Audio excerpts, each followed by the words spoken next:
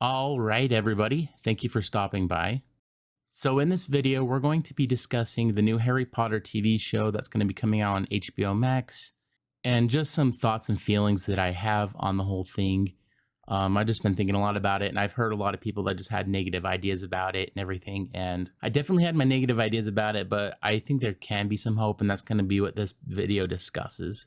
So, before you get your pitchforks out and go after me, hear me out first. I'm going to be comparing this a lot to the Percy Jackson series that came out on Disney Plus pretty recently, but just warning you now, there's going to be a lot of comparisons because I feel like it is kind of on the same page. Obviously, it's very different because Harry Potter already has a TV show, or not a TV show, a movie that is actually really good and well beloved, and Percy Jackson had a movie that everybody hated. So it is different, but not really. So to start off with, I'm going to give my backstory with Harry Potter. So growing up, I never read the books. I just watched the movies and I loved the movies a lot. And I just kind of did that for a long time. And again, I loved the movies. I would go to watch parties with my brother and his wife. We do like watch parties where she make like Harry Potter snacks every year. So at least a couple times a year, I'd watch the entire series all the way through. But then later on, when I became an adult, I got a job where I was able to listen to music while I was working. And let's just say every day when you listen to music for 8 hours a day, you get kind of sick of just listening to music, right? I mean, maybe that's just me. But I decided to start listening to audiobooks. But then it begs the question, what books should I get into? And my idea was I'll take movies and TV shows that I enjoy and see if there's books for them. And the very first series that I actually read entirely, well, I say read, it was audiobooks, but was Harry Potter. That was the very first series I ever listened to all the way through. And I'll just say that it made me not like the movies as much as I used to. And again, before you get the pitchforks out, let me just say, I feel like the movies did a really good job with what they had. They had a limited amount of time, a limited amount of everything. And they had to remove a lot of stuff in order to make the movie short enough in order to be a movie. So that was something that was kind of disappointing when you're reading the book and then you realize how much is actually just cut out of the movie. And I also want to add that, like, when I'm listening to the book, the characters, I'm imagining them as the cast from the movies. So, like, when I'm listening to the book, I'm imagining Harry looks like Daniel Radcliffe. Hermione looks like Emma Watson. Rupert Grint is Ronald Weasley. And I will say the movie did a fantastic job at casting people. And that's actually going to lead me into one of my points I want to talk about that I'm sure you've seen all over the news, but we're going to come back to that. But anyways, continuing on, my point about that there's so much cut out of the books put into the movie that I feel like there's a lot of opportunity to put more on screen that a lot of the people who are familiar with the books would actually enjoy. And I don't know, when you watch the movies after reading the books, the movies just seem to go by like way too fast because there's like so many like little scenes that are cut out, so many like things that the movie didn't think was important enough, but then they really are important in the long scheme of things in the end. There's so many examples that I could pull from that if I went through every single one of them, this video would go on for hours and hours and hours, but we don't want that to happen. So I'm going to pick a few examples from my favorite movie, The Goblet of Fire. The first one I'm going to mention is probably the biggest one, and a lot of people hate the fourth movie just because of this, but it's the scene when Dumbledore asks Harry if he put his name in the Goblet of Fire.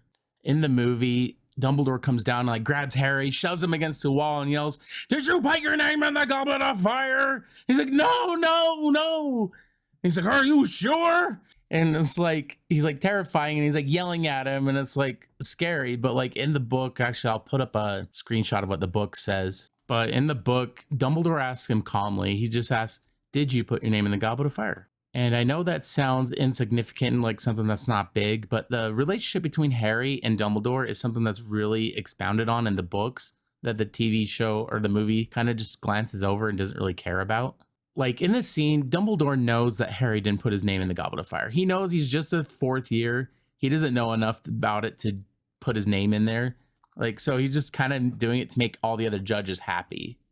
All right, so moving on, the next scene I want to discuss is the death of Barty Crouch.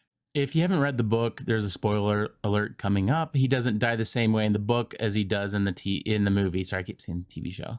But anyways, Crouch in the movie, he's just kind of going to the events. He's all excited about it. And his character's completely off, by the way. In the book, he's like super serious. He doesn't want to be there for the Triwizard Tournament, and he wants to be working on his career. He's super strict, and he's just completely different, for one. But in the movie, after the second event, he goes and starts talking to Harry, and then the fake Moody comes over and kind of starts talking to him, and then he has this weird like little tongue twitch thing that like makes no sense. It's kind of stupid. But his son had the same twitch, so he knows after that it's his son. And so the fake Moody ends up killing his father, which was Barty Crouch, and they find his body, and that's it. It's over. No, they don't talk about it anymore. But the book is so much more different, because in the book, Barty Crouch, the junior, the son, is actually supposedly dead by everybody. Everybody thinks he's dead. But long story short, his father broke him out of prison and kept him under control using the Imperious Curse for 13 years or 14 years, or however long it is at that time. And Voldemort ends up finding out that he is still alive, that his father's keeping him under the Imperious Curse, and shows up to his house, ends up freeing him, and puts Barty Crouch under the Imperious Curse. So in the book, every time Barty Crouch is at Hogwarts, he's actually under the Imperious Curse, and he's not in control of himself. Voldemort's controlling him the whole time. And eventually he ends up fighting the curse, so they end up keeping him home, and then say he's sick, and actually Percy Weasley goes in and starts doing the judging for him and all that stuff like that. But long story short, Harry ends up going into the forest to talk to Crumb, and Crouch shows up and he's like speaking nonsense, and he goes inside to get Dumbledore, and the fake Moody comes out and ends up killing him, and then he turns him into a bone and buries him. So that's just like kind of just like really cruel and dark. I don't know. It's just kind of, I don't know. It's interesting. But anyways, I feel like I've been talking about this too much, so I'm going to move on. But you get the point of they just changed so much about that. It's like this whole subplot that's going on throughout the whole time that you get hints towards through the whole thing. But then it just kind of glanced over, and it just, my point is that it makes the movie, when the movie's going, it feels like it's just going way too fast. It's just jumping around. Boom, boom, boom, boom, boom. And scenes that have a lot of importance kind of get glanced over and seem to be insignificant in the end. And just a real quick one I want to talk about that they changed in the maze. In the book, there's a lot of things he runs into that's like really cool. He runs into a giant spider that he fights. He ends up fighting a blast-ended Scroot, which those were cut out completely from the movie, which are kind of a funny thing if you ever read the books. But he also runs into a Sphinx that he has to solve a riddle for. And I just feel like there's so much that could have been added to the movie with that. I don't know. The maze was just kind of seemed to be boring and not scary at all in the movie. And I feel like that's something that's kind of criminal. Well, anyways, I've rambled on about that more than I planned to, but let's just assume at this point you get my point that there's a lot that was cut out of the movies that the books still had, and that there's a good opportunity here to add that stuff and have it on screen. But now let's get into my next point. I am nervous that it's not going to actually be good and we're going to have issues. So let me rephrase. I feel like this is a great opportunity, and there's a good chance that this could be good if it's put in the right hands. But this is where we're going to be talking about Percy Jackson a little bit. With the Percy Jackson TV show, I feel like they butchered it so bad that it pissed me off. This show can be fantastic if they just stick to the book, put the scenes that are in the book on the screen. I feel like people would actually love it. There'd be a lot to love with it, and it could be good. But like with Percy Jackson, they decided to go and take their own creative liberty and completely change the story to where it's not even Percy Jackson anymore. And that just seems to be like a trend with things anymore. They take like either video game adaptations or like take movies and like redo them, and they just completely ruin them. And I'm just worried that that's going to be another case for this. And now let's talk about the thing I told you to put a pin into with the casting. This is who they decided to cast as Snape, and this just gives me cause for alarm. So before you call me a racist bigot, let me explain. As I said before, the movies did a phenomenal job of picking cast characters for their movies. Those people have become the characters that they were playing. If you imagine Harry Potter, Daniel Radcliffe comes to mind. If you think Severus Snape, Alan Rickman comes to mind. Like, that's just a fact. That's how good they did with the casting. You can't read the books. You can't do anything without just picturing these people as those characters.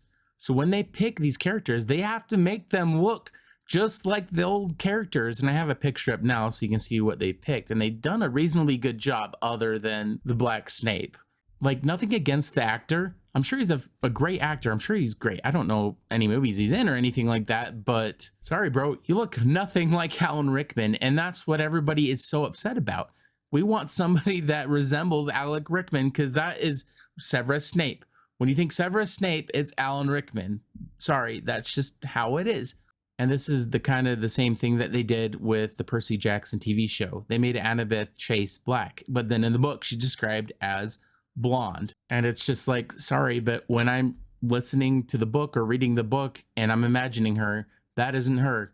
And that's not when I'm watching the TV show, I just don't see it. And I feel like I'm gonna have the same problem here. Like, I'm just watching it. That isn't Severus Snape. I'm sorry. Anyways, I'm going to end the video off here. I have high hopes for this TV show. I hope it's good. I hope it redeems the books a little bit, even though I don't want to say that the movies were bad. The movies were great. But there was so much that was just cut out just because of the limitations of having it be a movie. I hope that a TV show will have more liberty and the more freedom to have all the other scenes that were cut out from the book. But anyways, be sure to like the video and subscribe if you want to see more like this. I really appreciate all the support I've been getting lately. And I hope you guys have a great day, and we'll see you next time. Thank you.